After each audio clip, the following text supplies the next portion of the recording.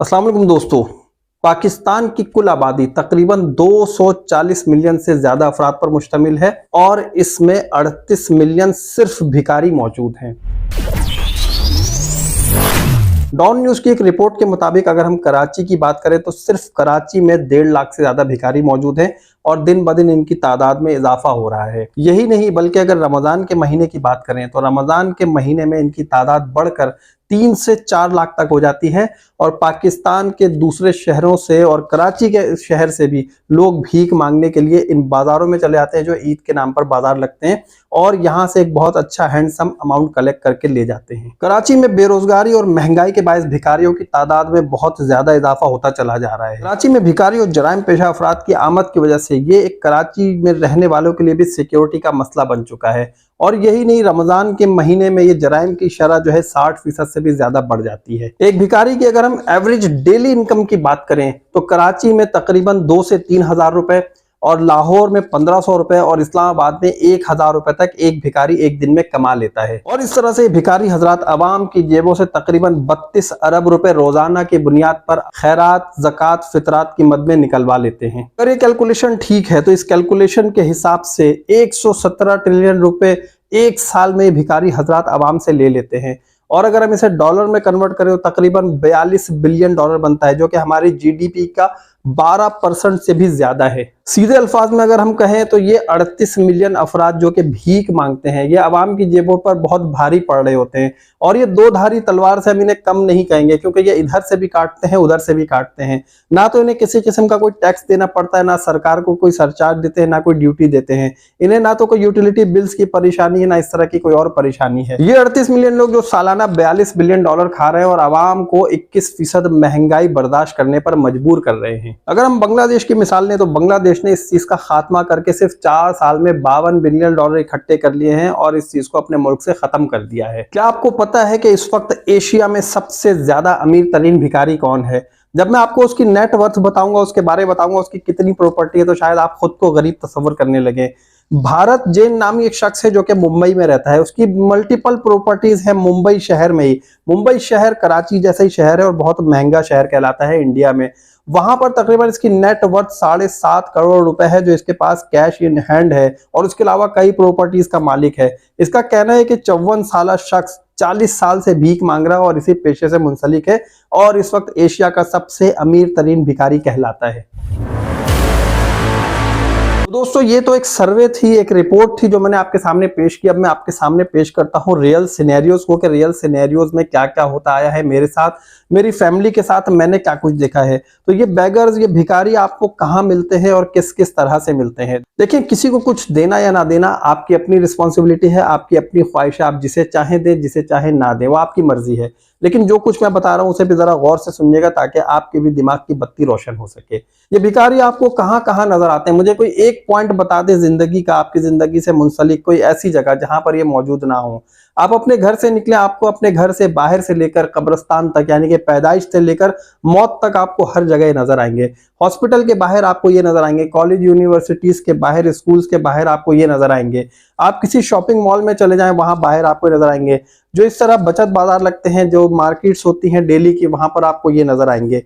आप किसी भी मस्जिद में चले जाएं, मस्जिद के बाहर आपको ये नजर आएंगे। आप किसी बस स्टॉप पे देखें, आपको ये लोग नजर आएंगे। आप किसी एयरपोर्ट के आसपास देखें, वहां भी आपको दूर दूर ये नजर आएंगे लोगों से भीख मांगते हुए। यही नहीं बल्कि भीख मांगते हुए लोग तो अब हरम तक भी पहुंच चुके हैं। लेकिन अभी फिलहाल हम कराची की ही बात कर लेते हैं। मैं अपनी बात बताता हूं।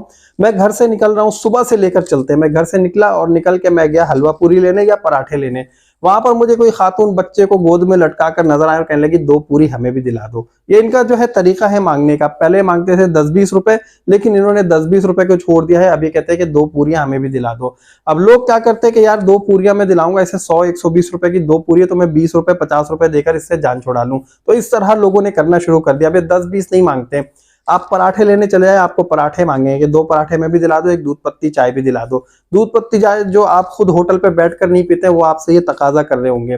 फिर उसके बाद आप चले जाए ग्रोसरी शॉप पर। आप ग्रोसरी शॉप से कुछ लेकर जैसे ही वापस मुड़ेंगे, आपके पीछे खड़ा होगा कोई बंदा और यही कहेगा कि मेरे घर वाले घर में भूखे बैठे, मुझे 5 किलो आटा दिला दो ताकि मैं आपके लिए दुआ कर सकूं। 5 किलो आटे की वर्थ आपको पता है 500 रुपए से 800 रुपए के बिटवीन है। तो 500 से 800 रुपए अगर आपने अपनी फैमिली के लिए कोई इतने वर्थ की चीज ली है 500-800 रुपए की, तो आप उसे 500-800 रुपए की चीज नहीं दिलाएंगे, आप उसे 10-20-100-50 से उसकी हेल्प कर देंगे। अच्छा, उसके बाद फिर और आगे बढ़ते हैं, आप आ जाएं अब किसी फास्ट फूड की तरफ। आप फास्ट फूड लेने के लिए चले गए हैं, तो आपसे बर्गर, पिज्जा और आपसे जो चिकन टिक्के तक का तकाजा किया जाता है। मेरे साथ पर्सनली ऐसा हुआ है। उसके बाद फिर आप आ जाए, आप चिकन लेने के लिए खड़े हो जाए, आप गोश्त लेने के लिए खड़े हो जाए, आपसे कहेंगे भाई हमें भी थोड़ा सा गोश्त दिला दीजिए। चिकन अगर आप एक पाव की भी बात करें तो मेरा ख्याल है इस वक्त कोई एक पाव चिकन 100-150 रुपए इस तरह आपको चिकन मिल रही होती है। 100 रुपए की एक पाव आपको चिकन मिलेगी। आप उसे 100 रुपए की चिकन के बजाय आप उसे 10-20-50 रुपए से हेल्प कर देंगे और आप चलते बनेंगे। बहुत सारे लोग ऐसे हैं जो दिला भी देते हैं, मैं मना नहीं कर रहा हूं, लेकिन मैं ये कहूंगा कि वो डिजर्व करते हैं नहीं करते हैं, इसका आपको एनालाइज करना जरूरी है। आपके पड़ोस में एक शख्स है, आपके आसपास कोई शख्स है, आपके रिलेटिव्स में है, वो ऐसा है जो डिजर्व करता है, तो आप उसे देखकर पहले उसे चिकन दिलाएं, उसे आटा दिलाएं, उसकी हेल्प करें। अभी मैं आगे आपको बताऊंगा कि आप डिजर्विंग पर्संस की हेल्प किस तरह कर सकते हैं। अभी तो इन बैगर्स की बात कर ले कि आपको कहाँ कहाँ मिलेंगे। हॉस्पिटल में आप जाए, कोई बीमार है आपका, आप उसे लेकर बाहर निकल रहे तो कहेंगे हम इसके लिए दुआ करेंगे। आपने कहा लो भाई 100-50 हमने इसके ऊपर से वार के सदका निकाल के दे दिया और हम बरियत जिम्मा हो गए, हमने अपने मरीज का सदका दे दिया। लोग ये कहते हैं यार भूखे हैं, खाना खा लेंगे, इन्हें दे दो। अब बात यह है कि वो आपसे आटा मांग रहा है, चीनी, चावल, ये सारी चीजें मांग रहा है। इनके पास पूरा एक पीछे जो है ना कुंबा मौजूद होता है, गैंग मौजूद होता है, जो किसी चौराहे पे कहीं साइड में बैठा होता है, किसी दरख्त के साए में बैठा होता है, और वो जो है तमाम चीजें कलेक्ट कर रहा होता है, जमा करके शाम में चिंची रिक्शा बुक करके सीधा अपने घर पहुंच जाते हैं। ये किसी किस्म का बिजली का कोई बिल नहीं पे करते हैं, ये कोई यूटिलिटी बिल नहीं पे कर रहे होता है, इन्हें गवर्नमेंट को कोई टैक्स नहीं देना होता है, ये फ्री ऑफ कॉस्ट सफर कर रहे होते हैं, ये फ्री ऑफ कॉस्ट हर चीजें ले रहे होते हैं, इनकी लिविंग जो है वो भी फ्री ऑफ कॉस्ट होती है। या आपको किसी ना किसी ऐसे बस ट्रक अड्डे के साइड पे कहीं सोराब बोर्ड या इस तरह के कोई लारी अड्डा आसपास पे वहां नजर आएंगे, जो खाली जगह होती है ग्राउंड जैसी, वहां पर ये बस जाते हैं और एक के बाद एक अपनी झुग्गियां बनाना शुरू करते हैं, और ये झुग्गियां कई झुग्गियां बनती चली जाती हैं। फिर आप उस शख्स को देखें जो आपको सिग्नल पे नजर आता है बैठा हुआ, सुबह सुबह वो आपके ऑफिस जाने से पहले सिग्नल पर मौजूद होता है, और आप ऑफिस से वापस निकल रहे होते हैं तो उस वक्त तक वो बंदा बैठा होता है। उसे ना धूप की फिक्र होती, ना गर्मी की फिक्र होती, ना बारिश की, ना किसी चीज की, बस वो बैठा है। लोग कहते हैं अल्लाह तवक्कल बैठा है। अल्लाह तवक्कल तो भाई ये पूरी दुनिया बैठी है, तो उसे कौन बिठा रहा है, कौन उठा रहा है, इसका हमें कुछ नहीं पता। तो इस चीज पे देखने की जरूरत है। कोई बस का कोई सिग्नल नहीं छोड़ा इन लोगों ने, हर सिग्नल पे मौजूद होते हैं। आप किसी मार्ट से शॉपिंग करके बाहर निकले, आपको कोई ऐसा बच्चा मिलेगा जिसने हाथ में पेन का बॉक्स पकड़ा होगा, कुछ किताबें पकड़ी हुई, कुछ कॉपियां पकड़ी हुई, कोई तस्बीह पकड़ के आता है, कोई सूरह यासीन पकड़ कर आता है, कोई कुछ पकड़ के हाथ में आता है कि भाई ये आप मुझसे खरीद लीजिए, और आपको जो 10-20 रुपए वाली किताब के 100 रुपए बताता, तो आप क्या करते हैं, भाई हमें तो बुक की जरूरत नहीं, हमें ड्राइंग बुक नहीं चाहिए, हमें पेंसिल नहीं चाहिए, हमें ये पंचसूरा नहीं चाहिए, तो एक काम करो भाई तुम 100-50 ले लो, हमने तुम्हारी हेल्प कर दी और तुम चले जाओ।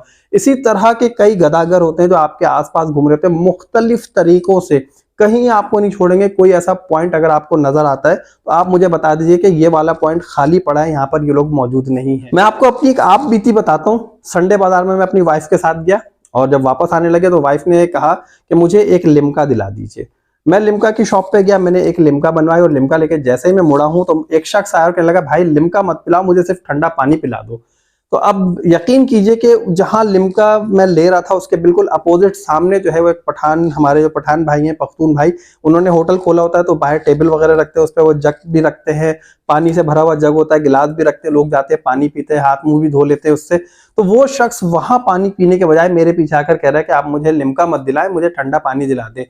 तो ये क्या मकसद है उसका, क्या वो अगर ठंडा पानी पीना है, अगर उसका मकसद ठंडा पानी ही पीना है, तो वो सामने जाकर पानी पी सकता है, उस होटल पे कोई उसे मना नहीं करेगा कि तुम पानी क्यों पी रहे हो। तो ये भी मांगने का एक तरीका है कि वो आके आपसे सामान का तकाजा करते हैं ताकि आप उन्हें थोड़े पैसे देकर जान छुड़ा लें।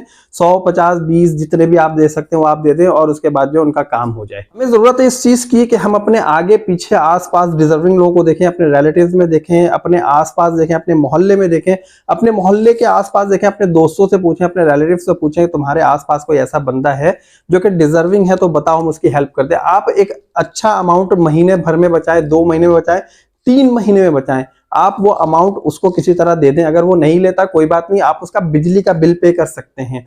मैं तरीका बता रहा हूं आपको डिजर्विंग पीपल की हेल्प करने का।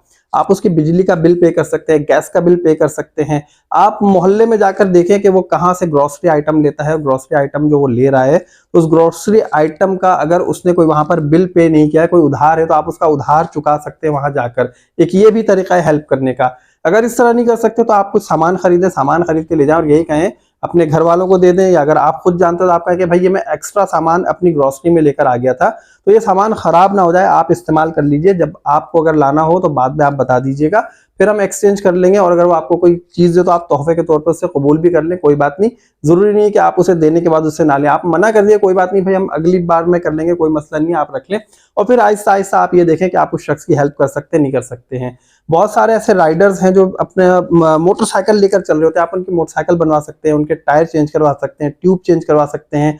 उनकी मोटरसाइकिल में रिपेयरिंग एंड मेंटेनेंस की जरूरत होती है, आप वो करवा सकते हैं। उबर करीम चलाने वाले बहुत सारे ऐसे लोग हैं जिन्होंने छोटी गाड़ियां रखी, उनकी गाड़ियों की हालत कभी खराब हो जाती है तो उबर करीम वाले उनको जो है डिस्क्वालीफाई कर देते हैं। आप उनकी गाड़ियों की मरम्मत करवा सकते हैं, 5-10 हज़ार 15 हज़ार लगा के, जो कुछ आपने आगे पीछे करना है 6 महीने तक आप जमा करें, जमा करके आप उसको दे दें कि भाई आप अपनी गाड़ी बनवा रहे हो, अपना जो है रिस्क हलाल कमाते रहो। तो दोस्तों ये मैंने कुछ स्टोरीज बताई, अगर आपकी भी जिंदगी में कुछ ऐसा हुआ है तो आप कमेंट बॉक्स में अपनी स्टोरी जरूर लिख सकते हैं। मैंने एक वीडियो बनाई थी पहले कराची रिक्शा गैंग के नाम से, आप लोगों ने बहुत पसंद की। अगर आपने वीडियो नहीं देखी तो आपको उसका लिंक यहाँ नजर आ रहा होगा, आप डिस्क्रिप्शन में जाकर भी उस वीडियो को देख सकते हैं। तो आपको ये वीडियो कैसी लगी अपनी स्टोरीज कमेंट बॉक्स में जरूर शेयर कीजिएगा। वीडियो को लाइक कर दीजिए, जिन दोस्तों ने चैनल को सब्सक्राइब नहीं किया सब्सक्राइब कीजिए, और मेरा ये पैगाम दूसरे लोगों तक जरूर पहुंचा दीजिएगा। अपना बहुत ख्याल रखिएगा। अल्लाह हाफिज।